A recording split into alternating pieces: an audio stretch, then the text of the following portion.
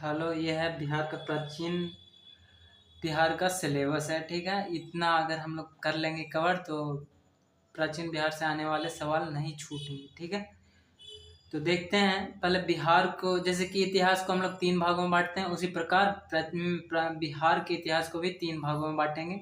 जैसे आ जाएगा प्राचीनकालीन बिहार, उसके बाद आ जाएगा मध्यकालीन बिहार। ये बहुत छोटा है मध्यकालीन, और प्राचीन थोड़ा बड़ा है, और आधुनिक भी ठीक ठाक बड़ा है। ठीक है, जैसे आधुनिक में कुछ घटनाओं पे फोकस करना है ज़्यादा, और प्राचीन काल में भी कुछ। जैसे अगर हम लोग को इतना सारा नहीं पढ़ना तो कुछ पढ़ना है, वो हम लोग आगे देखेंगे। पहले पूरा सिलेबस देखते हैं। ठीक है, फिर जैसे कि 3 हो गया, प्राचीन कालीन बिहार, मध्यकालीन बिहार, आधुनिक बिहार। फिर कला एवं संस्कृति। कला एवं संस्कृति मेनली रूप से मेंस में पूछा जाता है। ठीक है, उसके बाद हम लोग आते हैं प्राचीन कालीन बिहार में। प्राचीन कालीन बिहार में कौन किससे पूछता है क्वेश्चन, तो ये है। सबसे पहले हम लोग पृष्ठभूमि, सामान्य पृष्ठभूमि पढ़ेंगे कि कैसे इसका नाम बिहार पड़ा, और फिर उसके आगे हम लोग देखेंगे इसको कितने कालखंडों में बांटा गया है, इसके इतिहास को कितने कालखंडों में बांटा गया है प्राचीन कालीन इतिहास से। वही आगे आएंगे तो वैदिक कालीन आ जाएगा। वैदिक कालीन में हम लोग वैदिक कालीन इतिहास के बारे में पढ़ेंगे। उसके बाद हम लोग आ जाएंगे, उसके आगे आएंगे हम लोग तो देखेंगे महाजनपद काल। ठीक है, तो महाजनपद काल देखेंगे, जिसमें 16 महाजनपदों का उल्लेख है। उसमें भी बिहार में 3 महाजनपद थे, अंग, वजी और मगध। ठीक है, तो सबसे पहले हम लोग अंग और वजी को देख लेंगे, और हम लोग आगे देखते हैं। सबसे पहले हम लोग अंग और वज्जी को देख लेंगे, क्योंकि मगध बहुत बड़ा है। तो फिर उसके बाद हम लोग मगध साम्राज्य देखेंगे, मगध साम्राज्य।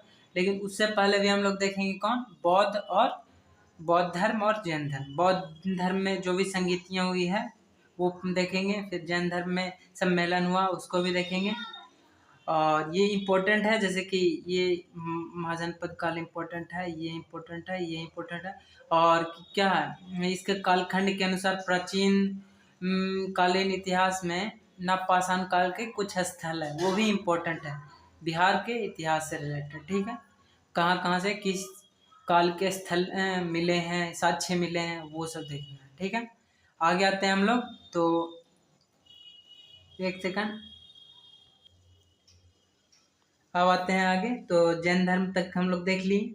उसके बाद मगध साम्राज्य पढ़ेंगे। मगध साम्राज्य में मेनली रूप से अगर भारत का प्राचीन इतिहास पढ़ते हैं तो उसमें बृहद वंश नहीं पढ़ाया जाता, लेकिन यहाँ पे कैसे हर एक वंश से पहले बृहद वंश था, उसके बारे में हम लोग देखेंगे।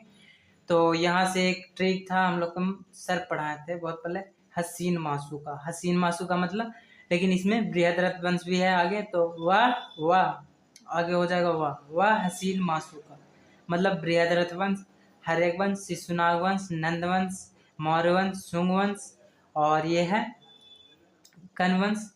उसके बाद हम लोग सातवाहन पढ़ते हैं इंडियन हिस्ट्री में, लेकिन यहाँ पे मैं सातवाहन को हटा के यहाँ पे कौन पढ़ेंगे, कुषाण पढ़ेंगे। ठीक है, वही कुजुल खट वाला कुषाण। ठीक है, जो आएगा सिलेबस में तो हम लोग देखेंगे। उसके बाद हम लोग इसी को डिटेल में देखते हैं, बृहद वंश, हर्यक वंश। हर्यक वंश में आ जाता है बिंबिसार, अजातशत्रु, ये सब। फिर शिशुनाग वंश आ जाएगा, फिर नंद वंश आएगा, महापदन नंद वाला, धनानंद वाला नंद वंश। उसके बाद मौर्य वंश आएगा। मौर्य वंश में मेनली रूप से हम लोग को 3 राजा पढ़ना है। कौन कौन, तो मौर्य वंश में मेनली रूप से 3 इम्पोर्टेंट है। चंद्रगुप्त मौर्य इम्पोर्टेंट है। उसके बाद इम्पोर्टेंट है कौन, बिंदुसार। बिंदुसार इम्पोर्टेंट है। उसके बाद इम्पोर्टेंट है अशोक। अशोक तो इतना इम्पोर्टेंट है, ये तीनों इम्पोर्टेंट है बहुत। ठीक है, उसके बाद हम लोग देखेंगे आगे मौर्य काल का जैसे ही अंत होता है तो मौर्योत्तर काल उसको कहते हैं। तो मौर्योत्तर काल के अंतर्गत हम लोग पढ़ेंगे शुंग वंश, कन वंश और कुषाण वंश। यही वाला है, अभी तक यही चल रहा है, जो 8 में है वो यहाँ तक चलेगा। ठीक है, वही एक एक करके आगे आया है, शुंग वंश, कन वंश, कुषाण वंश इसमें पढ़ेंगे मौर्योत्तर काल में। उसके बाद आ जाएगा गुप्त काल। ठीक है, तो गुप्त काल तक तो आप लोग के स्क्रीन पे दिख रहा है। गुप्त काल में हम लोग देखेंगे समुद्रगुप्त। यहाँ पे कंफ्यूजन होता है कई बच्चों को, चंद्रगुप्त मौर्य, इसमें खाली चंद्रगुप्त मौर्य एक ही है, तो गुप्त वहाँ ना देख करके मौर्य देखना, तो मौर्य मौर्य क्लियर हो जाएगा। और बाकी गुप्त आएगा यहाँ, यहाँ आ जाएगा गुप्त, और बाकी सब में गुप्त, चंद्रगुप्त, समुद्रगुप्त आ जाएगा, चंद्रगुप्त द्वितीय आ जाएगा, कुमार गुप्त आ जाएगा, कुमार गुप्त प्रथम, और फिर समुद्रगुप्त आ जाएगा। ठीक है। उसके बाद हम लोग देखेंगे पाल काल। पाल काल में हम लोग मेनली रूप से बहुत ज़्यादा इम्पोर्टेंट होता है ये। गुप्त, पाल, मौर्य और मगध। मगध में जो भी इम्पोर्टेंट वंश है वो। तो पाल काल में आ जाएंगे गोपाल, धर्मपाल, देवपाल, महिपाल। ठीक है। पाल में आ जाएंगे कौन? गोपाल, धर्मपाल, देवपाल, महिपाल, ये देखेंगे। उसके बाद एक और है लास्ट में, तो उसको देख।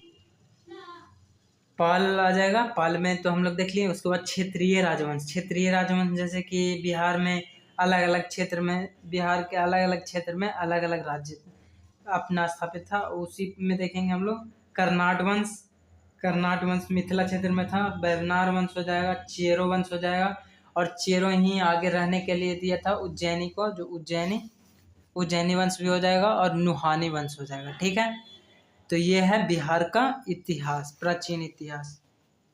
यहाँ से स्टार्ट है प्राचीन कालीन इतिहास, जो 17-18 टॉपिक है, हम लोग अच्छा से करेंगे। और मेनली रूप से टाइम हम लोग को देना पड़ेगा मगध साम्राज्य में।